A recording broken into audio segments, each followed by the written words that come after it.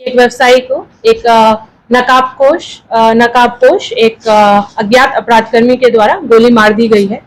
तो तुरंत ही police team घटनास्थल पर पहुंची थी और जिस व्यक्ति को गोली लगी थी उसको तुरंत ही अनुमंडल अस्पताल ले जाया गया था, जहां पे उसे मृत घोषित कर दिया गया था, जिसके पश्चात पोस्टमार्टम भी हुआ। और इसी में जो मृत व्यक्ति है, जिनका नाम है विनय कुमार गुप्ता, आवेदन के आधार पर एफआईआर की गई और नौगछिया थाना में कांड प्रारंभ किया गया। क्योंकि कांड बहुत संवेदनशील था और बहुत ही ज्यादा सेंसिटिव मामला था, तो तुरंत ही एसडीपीओ नौगछिया के नेतृत्व में एक एसआईटी का गठन किया गया, जिसमें 3 से 4 टीम्स बनाई गई। और उसमें एक टीम जो थी, जो निरंतर रात से ही लगकर तुरंत ही सीसीटीवी फुटेज का अवलोकन करने लग गई थी। एक टीम के द्वारा आसूचना संकलन किया जा रहा था और एक टीम इन्हीं सूचना के आधार पे लगातार छापेमारी कर रही थी। दिन रात टीम ने मेहनत की है और छापेमारी की गई। और जो सीसीटीवी देखा गया, उसके सीसीटीवी और आसूचना के आधार पे जो अज्ञात नकाबपोश अपराधी था, उसकी पहचान की गई। उसका नाम था मुकेश झा, जो कि थाना नवगछिया, जिला भागलपुर का रहने वाला है और उसकी गिरफ्तारी आज की गई है। उससे पहले आसूचना संकलन के आधार पे 48 घंटे के अंदर जो मुख्य आरोपी है, जिसका नाम है अनमोल पासवान, वो तेतरी का रहने वाला, थाना नौगछिया भागलपुर का रहने वाला है, उसको गिरफ्तार किया गया था। माननीय न्यायालय में उपस्थापन किया गया और उसके पश्चात उसे पुलिस कस्टडी में लिया गया। इसी के बयान पे और इसका जो कन्फेशन था, उसके आधार पे जो और सहयोगी था मोहम्मद कबीर आलम, जो कि उजानी थाना नौगछिया का रहने वाला था, उसको भी गिरफ्तार किया गया।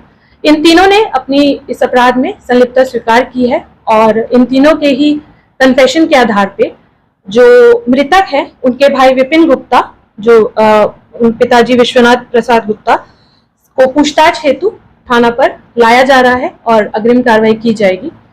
घटना के रीजन को लेकर ये जो तीनों अपराधी हैं, इन लोग के द्वारा बताया गया है कि दोनों भाइयों में आपस में पारिवारिक इशू चल रहा था। पैसों को लेके उन लोग के बीच में इशू चल रहा था।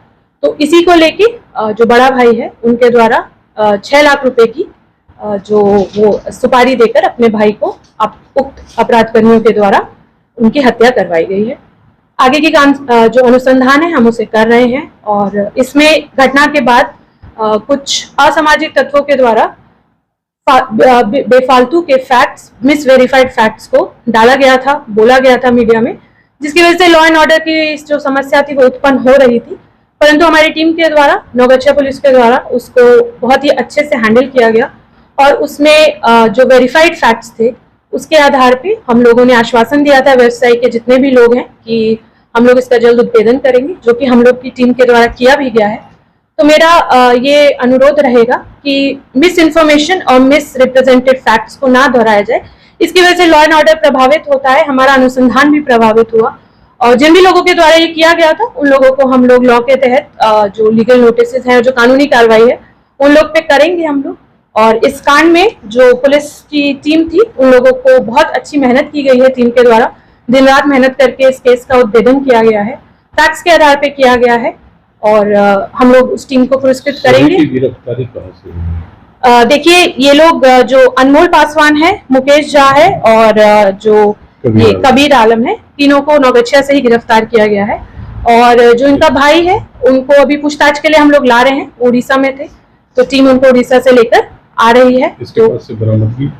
हाँ, और जो ये शूटर है मुकेश झा, उसके बयान पे और उसकी लीडिंग टू रिकवरी करके एक कट्टा, देसी कट्टा, जिसको अपराध करने में यूज किया गया था, उसको हम लोगों ने विधिवत बरामद किया है।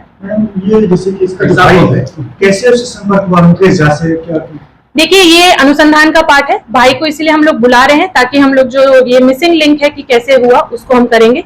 बाकी जो ये अभियुक्त है, इन लोग के द्वारा बताया गया है, क्योंकि ये जो दोनों हैं, अनमोल पासवान, मुकेश झा, ये बहुत पुराने क्रिमिनल्स हैं।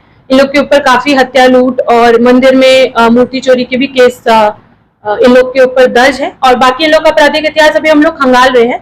तो उसी की तरह, हाँ, ये मंदिर में जो मूर्ति चोरी का केस है। इसमें ये अनमोल पासवान और मुकेश झा जो है ये लोग सजा याफ्ता क्रिमिनल्स है। ये मोहम्मद कबीर जो है ये क्या लाइन का था या फिर साथ में था? ये जो मोहम्मद कबीर है ये जो मृतक के भाई हैं उनके साथ विपिन गुप्ता उनके साथ काम करता था और उनके द्वारा ही ये क्रिमिनल से टच में आया और ये घटना को अंजाम दिया गया। सर किनको दिया गया? हाँ, किनको दिया गया?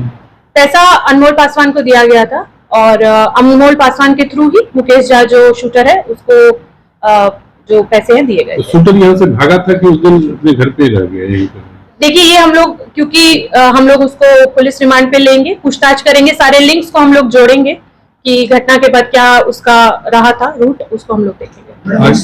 हाँ। जो छानबीन किया जिसमें कितना सीसीटीवी फुटेज और कितने देखिए हम लोगों ने घटना स्थल से लेके रेलवे स्टेशन तक करीब 100 सीसीटीवी थे, उनको देखा गया है, अवलोकन किया गया और उसी के आधार पे आगे चल के जहाँ पे रेलवे स्टेशन के पास जो अभियुक्त है उसके द्वारा जो उसने नकाब पहना हुआ था उसको उतारा गया था, उसी फोटो के आधार पे हम लोगों ने अभियुक्त की पहचान की और उसको फिर गिरफ्तार किया। प्राथमिक अभियुक्त है ना? हाँ जी, FIR अज्ञात के विरुद्ध की गई थी तो ये सब अपराधिक अनुसंधान है। ये सभी जो अपराध कर्मी है सबके साथ अब जो होगा तो स्पीड ट्रायल होगा और... हाँ, हम लोग क्योंकि ये बहुत सेंसिटिव केस था और इसलिए हम लोग इसमें जो है जो हम लोग की अनुसंधान हुआ है बहुत ही प्रोफेशनली हम लोग ने किया है और जितने भी एविडेंसेस हैं उसको हम लोग इंश्योर करेंगे कि अच्छे से उसको आए और उसको केस में हम लोग स्पीडी ट्रायल में लेके इसमें कन्विक्शन दिलवाएं।